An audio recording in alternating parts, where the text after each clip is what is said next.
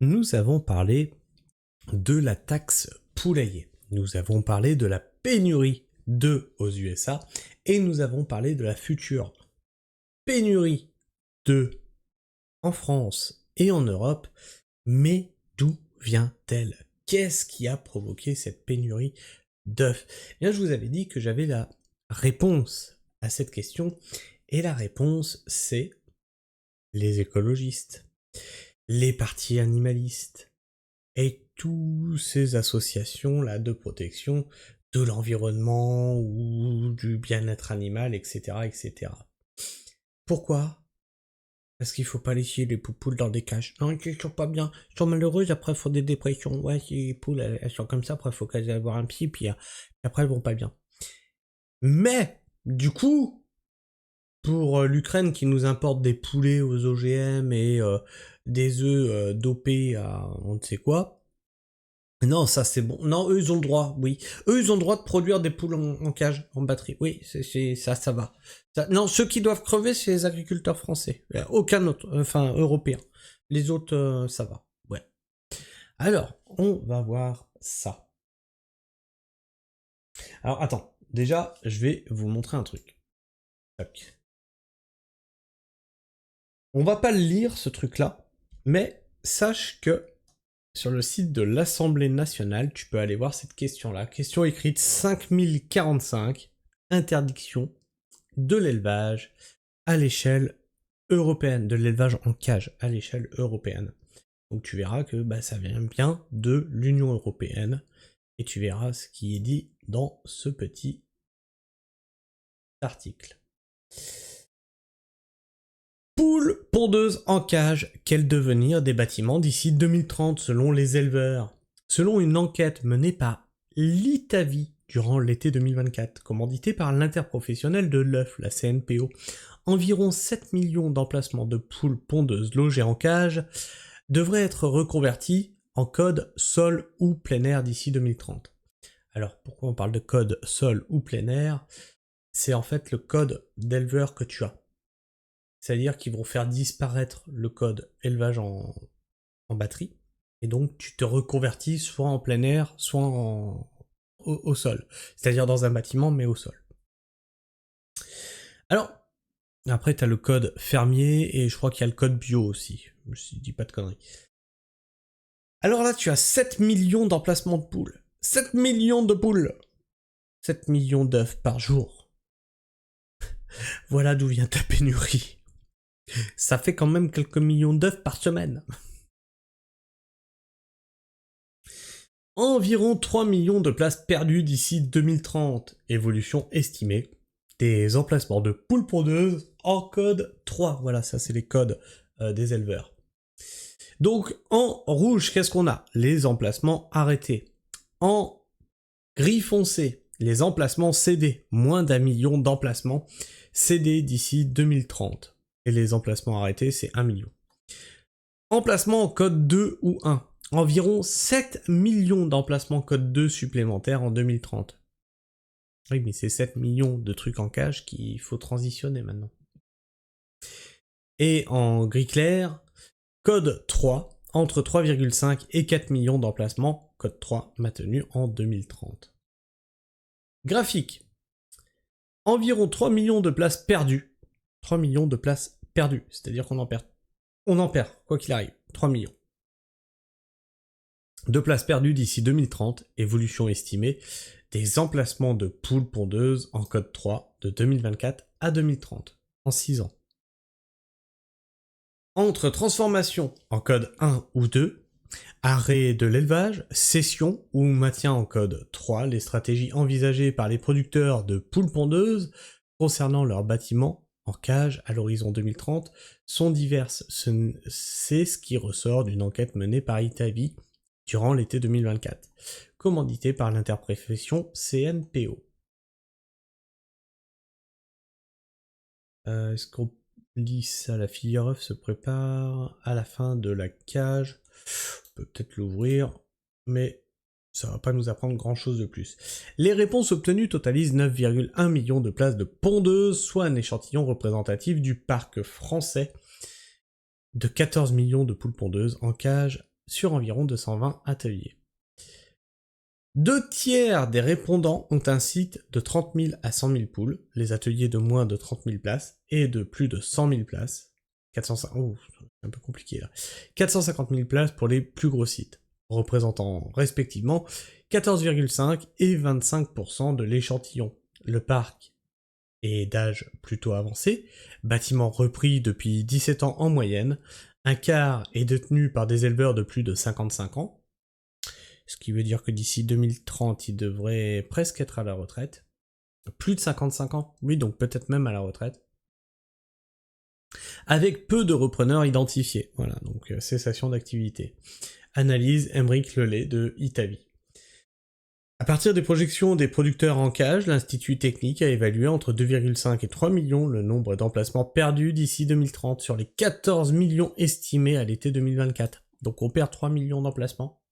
Et on a une demande qui augmente, on l'a vu dans l'article hier, de 3% depuis 2 ans.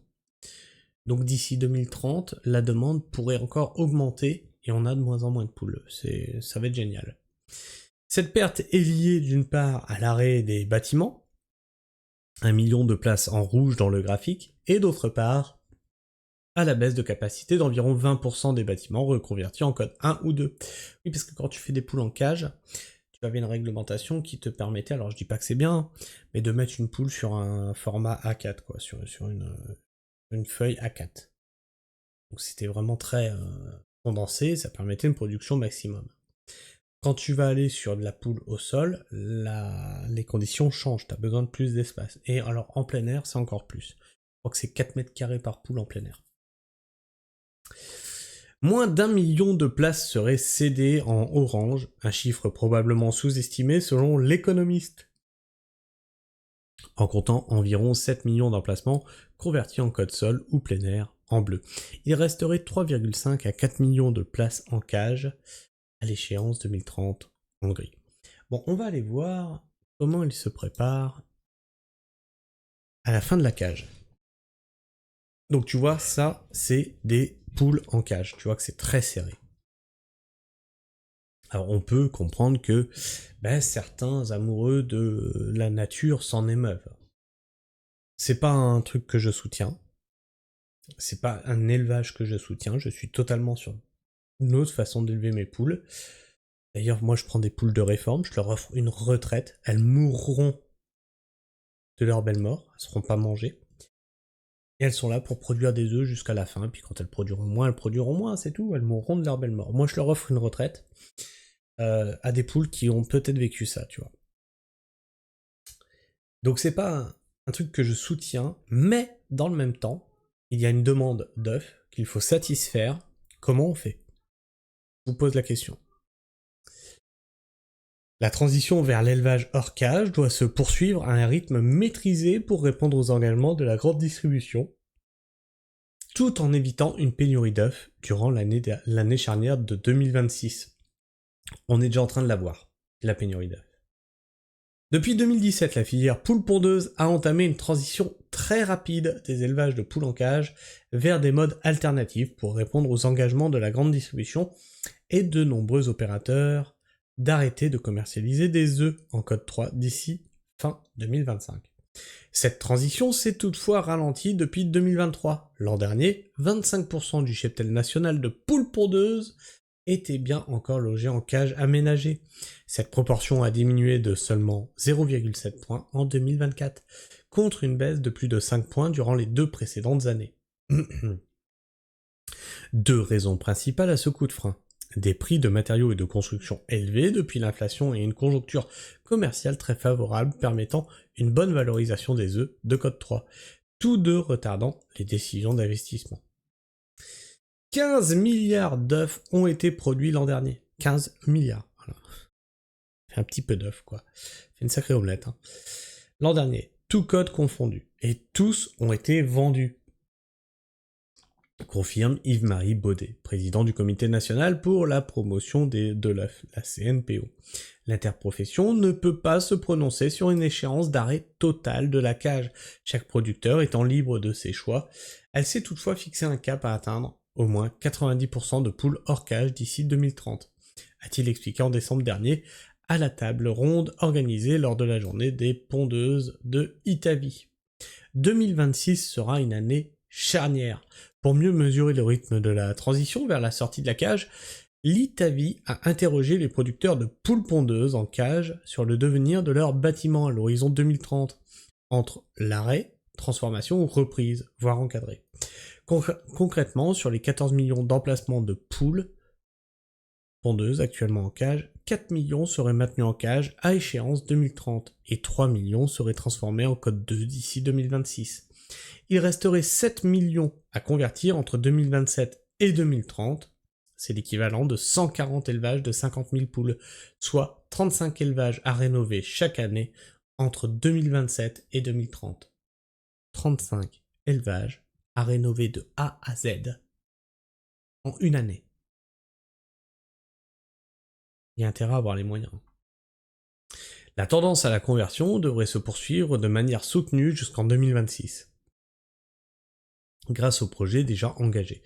Au-delà, la volonté de la transition est plus complexe à analyser. Analyse Aymeric Lelay, économiste de Itavi. Un manque de visibilité après 2027. Vous allez pleurer du sang après 2027, ça va chier. Là, il n'y aura plus de poules dans... Enfin, faire des omelettes, voilà. Nous conseillons à nos producteurs de ne pas faire la bande de trop et de convertir leur poulailler le plus tôt possible. On escompte terminer les dernières transitions fin 2026, explique Ludovic Duriez. Je vous le dis tout de suite, va y avoir de la chienlit dans le ventilo. C'est sûr et certain qu'il y en aura toujours qui n'auront pas transitionné à fin 2026. Et on va commencer à nous dire « Ah, ça commence, attention !» Explique Ludovic Duriez, directeur de l'œuvre de nos villages, qui représente 18% de parts de marché en code 3. Tous les œufs en cage seront vendus en 2025, mais 2026 risque d'être plus compliqué. Enfin, bref, pour mieux comprendre ce qu'il se passe du côté des œufs, on te dit « Ah, c'est à cause de la grippe aviaire !» Non, pas que. Pas que, c'est à cause d'un sacré gros bordel qu'on est en train de foutre chez les éleveurs. Alors moi, je sais pas ce que tu penses de tout ça. Je t'ai donné mon avis, hein. Moi je soutiens pas l'élevage en batterie. Mais tu peux me donner le tien dans l'espace commentaire, me partager ton avis, ton opinion. Et tu peux t'abonner si tu es encore là en fin de vidéo. Et vérifier que tu l'es toujours, puisque YouTube en désabonne, bien malgré moi, certains d'entre vous. Et partage cette vidéo, surtout si tu as déjà partagé la vidéo de pénurie d'œufs, pour bien que les gens comprennent pourquoi il y a pénurie d'œufs. Et tu peux liker. Liker la vidéo, ça permet qu'elle soit plus visible dans les algorithmes de YouTube, mais surtout, ça m'encourage à continuer le travail que je fais sur cette chaîne. Sur ce, moi je vous fais la bise, prenez soin du sol, et restez pragmatiques. Ciao.